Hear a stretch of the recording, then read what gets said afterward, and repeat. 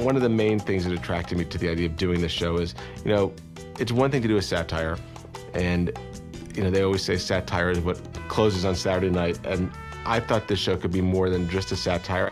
When I was doing Beverly Hills 90210, I was very aware of the fact that all these actors were just out of high school themselves. And in fact, this was like their post-high school experience, was doing this show and becoming stars at the same time. And it created just a lot of, you know, interesting drama behind the scenes. And that in and of itself, I thought was a story worth telling.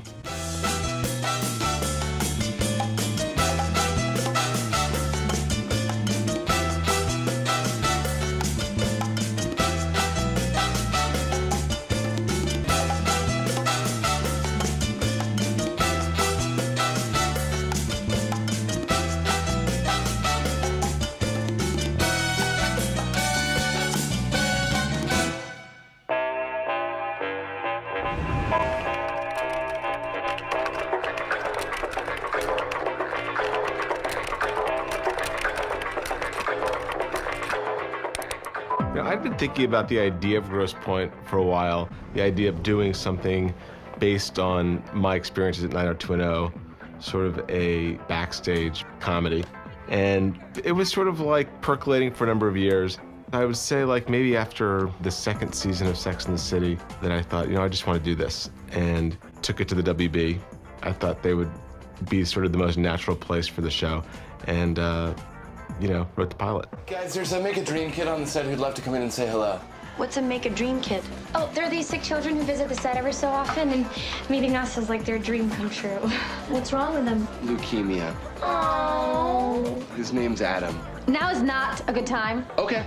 I really wanted to sort of impart a sense of the craziness that goes on behind the scenes when you're dealing with trying to produce a show and also dealing with all the personalities of these young actors that you're doing the show with, and the personalities of the producers, and just how everybody's emotions get so heightened. I definitely wanted to, you know, impart the sense of just the farce that goes on, the just kind of craziness that goes into making a show. And the drama that goes on backstage behind any production is worth telling, and there's always the show behind the show in any show you do.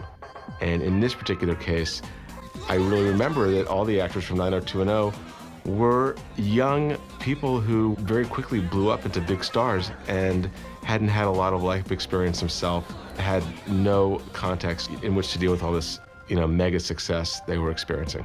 I bet we make the cover of Teen People. Plus, later tonight, I get a nailer. I thought you guys hated each other. It's a thin line between love and hate. It's called angry sex. Everybody was going into this, certainly I was, with a great sense of humor. And that was the way that it was pitched and developed. And, you know, I think that there was really no sense of concern developing the show. And certainly it's got a lot to do with Beverly Hills 90210, but I always thought that these characters were archetypes for almost any show. All of the actors could be stand-ins for so many other people on so many shows, and in fact, all the writers on the staff would bring their own experiences from so many different shows. It's just that they were all just so eerily similar.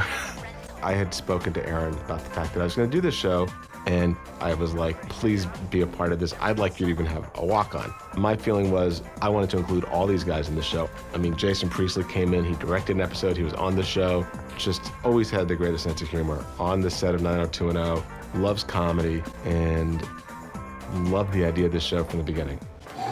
Whoa, Jason Priestley? You're a sex freak? Sex addict. And it's Jason P. Remember, this is Sex Obsessives Anonymous. What goes on in here stays in here. I've been in hotels with that policy. My feeling was, you know what, be a part of this. It's kind of cool to laugh at yourself because you realize, you know what, you're in on the joke. The joke's not at your expense, you're in on the joke. And I really did want everybody to feel like they were in on the joke and that the joke wasn't at their expense, because certainly people can draw their own conclusions, but by coming out and saying, that's me, I can say, yeah, sure, there were moments of who all these characters are that inspired the characters on Grosse Pointe, but they're also very fictionalized, and none of them were ever that funny in person.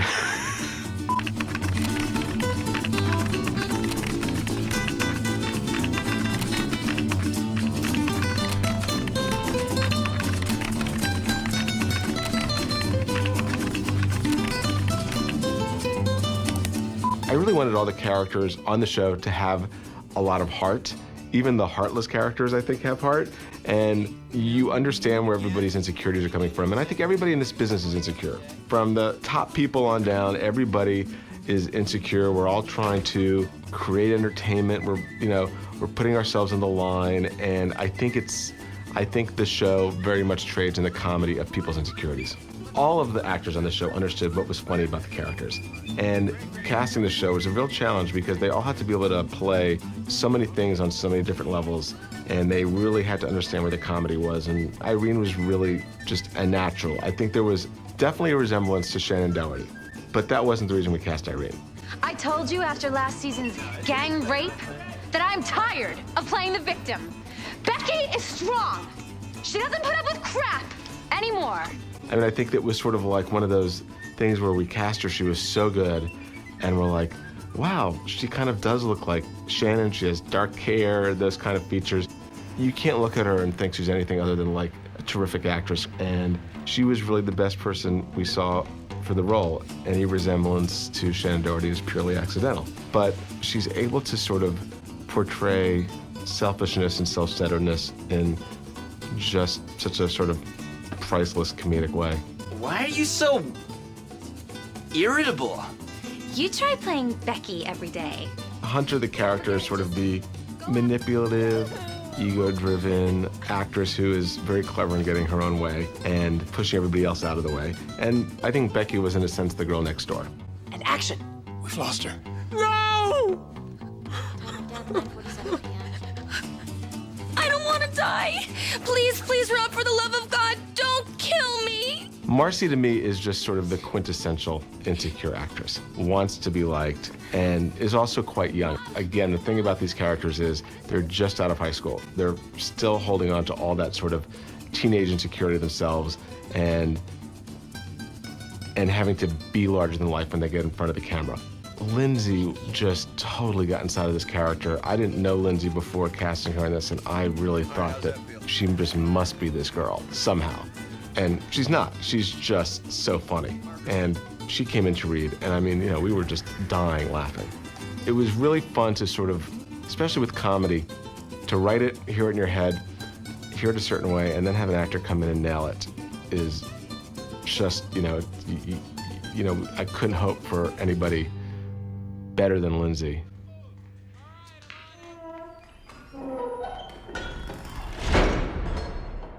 The thing about these characters they were playing was none of them were incredibly defined. I mean, Marcy was the cheerleader. She was the popular girl.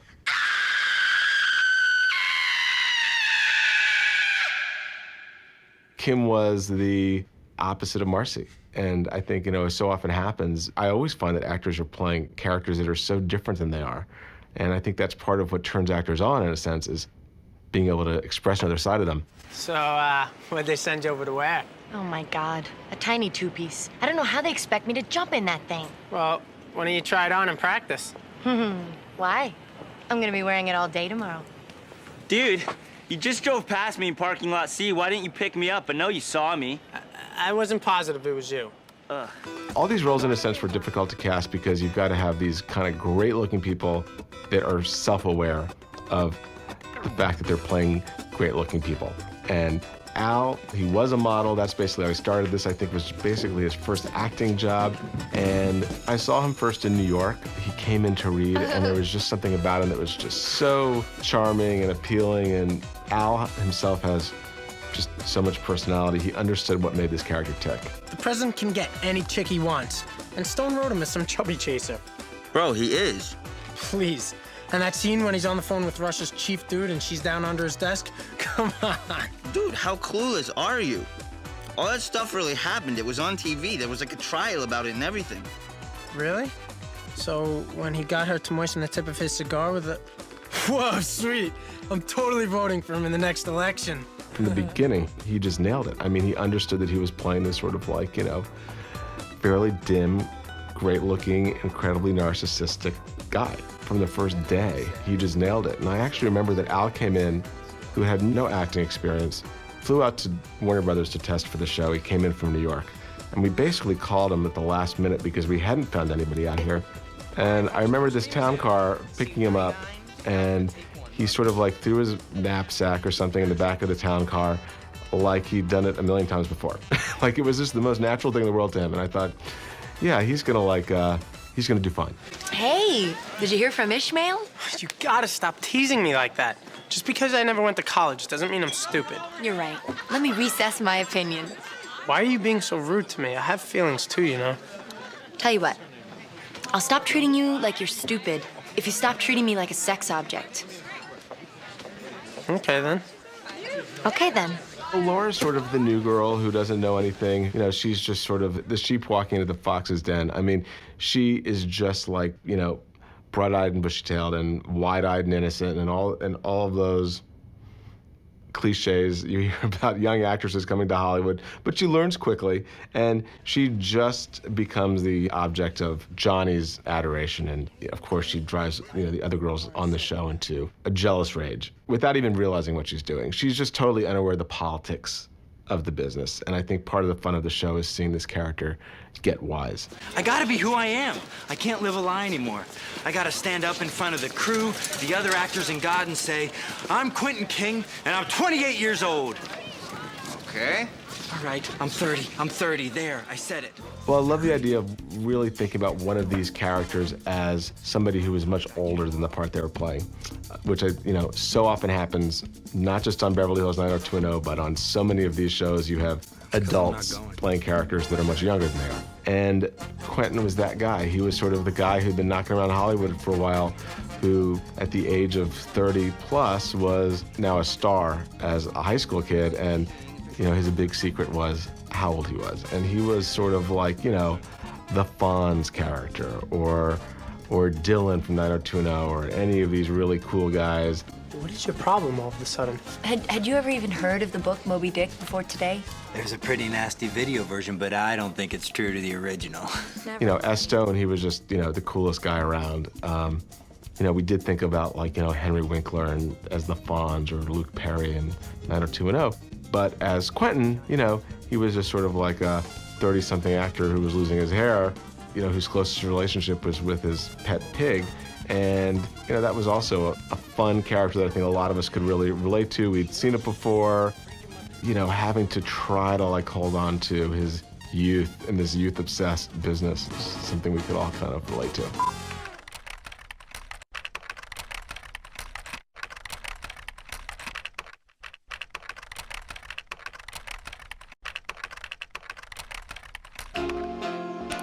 I definitely put a lot of myself in Rob, and I thought it was only fair that I was sending up all these actors that I send up myself as well, and all of my insecurities, and, you know, the worst parts of my personality, and sort of how people probably perceive the way I'm doing my job in some way, if they're sort of like, you know, looking at me in the worst possible light. So I definitely thought about myself when I thought about Rob. And I think one thing you can say about Hollywood writers is most of them aren't lawyers, policemen, or doctors. So we write those shows, but we don't always have great insight into those people's lives, but we do have insight into the lives of writers and actors, because that's who we're surrounded with by all the time. That's who we are, and to be able to write about what you really know was sort of unique.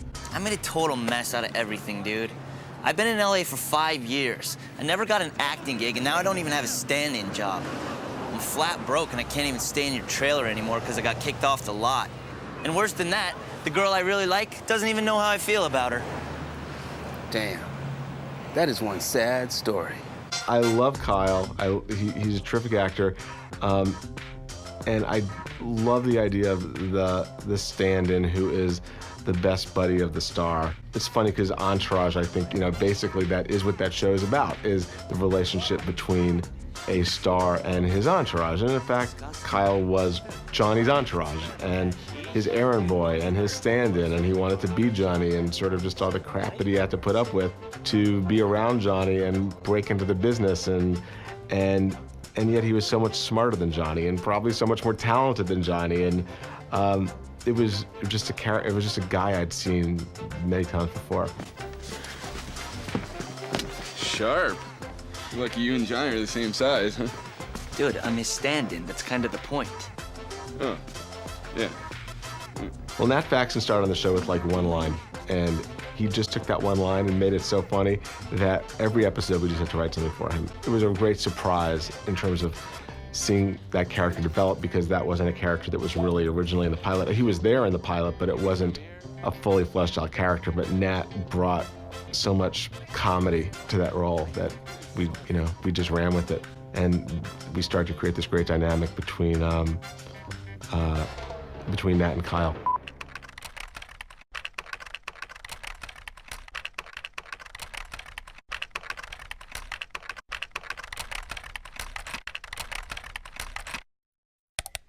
Well, certainly we all had fun. All the writers had, and myself had fun writing about the dynamic between the writers and the network.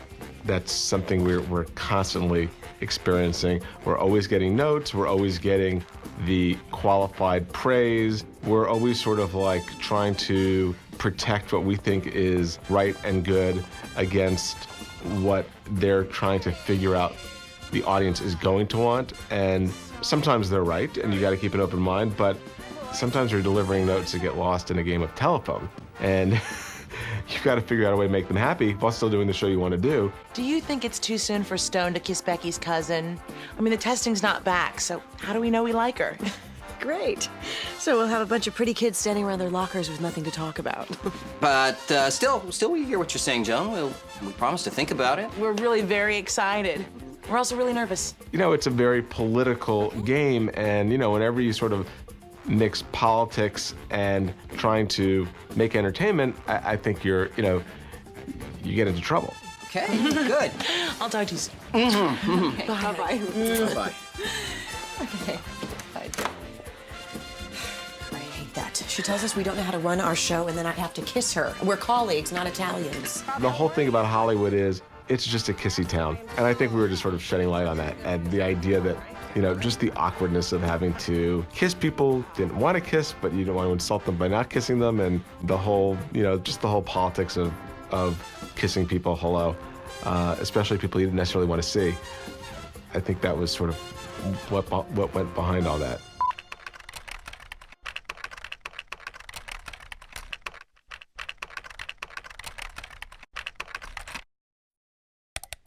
It might be too self-serving to say it, but I love them all. I really do. I don't think there's an episode of that show that does not make me laugh. Every show you're on, you spend the time and you kind of craft the shows and you make them as good as you can. I think in the case of this show, because we were working with such great material, such great subject matter that all the writers were familiar with and could bring a lot of sort of comic insight to, and we had such a great cast that could pull it off, I think there's a great comedy in every episode. I mean, just thinking about every show, there are just big moments that made me laugh. I think there was an episode where Marcy ends up trying to embrace her Jewishness and goes to the Chabad telethon, and for whatever reason, that just really makes me laugh. The idea that Hunter was auditioning to play the lead in Lewinsky, the Oliver Stone movie, Lewinsky, and was trying to put on weight for the role, and suddenly she became really nice, and everybody realized that, in fact, she was just a bitch because she was hungry. I just noticed that you're always telling us really important stuff we need to know, and nobody ever says thank you. So, thank you, Kevin.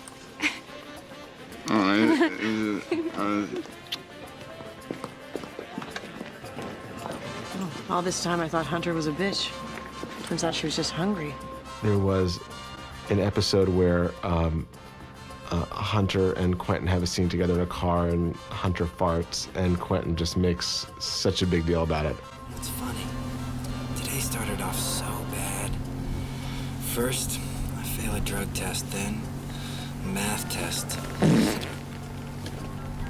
But getting you back makes everything right again. Then there was another show that was really funny where there was a win a date with Johnny contest, and the winner of the date was actually like a young boy, and just the look on Al Santos's face when he realized he's sort of waiting for the hot girl that he's basically going to be spending the weekend with, and he meets this like hilarious 13-year-old kid.